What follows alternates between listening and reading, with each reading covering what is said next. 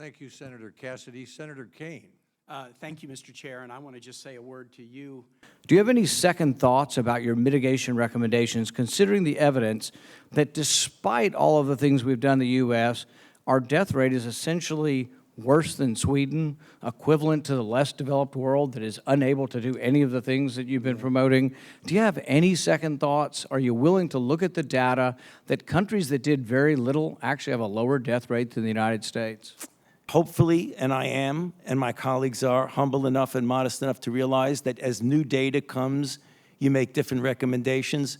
But I don't regret saying that the only way we could have really stopped the explosion of infection was by essentially, I want to say shutting down, I mean essentially having the physical separation and the kinds of recommendations that we've made. You've been a big fan of Cuomo and the shutdown in New York. Okay. You've lauded New York for their policy. New York had the highest death rate in the world. How could we possibly be jumping up and down and saying, oh, Governor Cuomo did a great job? He had the worst death rate in the world. No, you misconstrued that, Senator, and you've done that repetitively in the past. They got hit very badly. They've made some mistakes.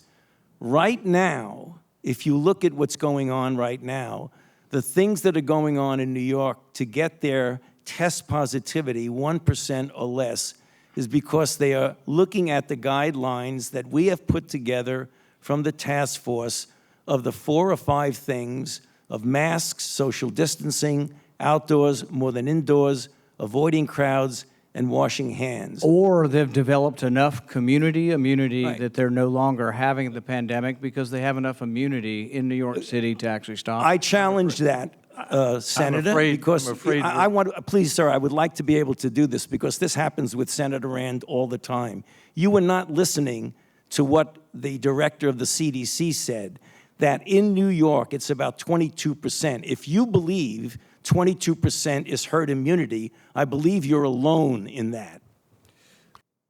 Thank you, Mr. Chairman, for continuing to hold these regular hearings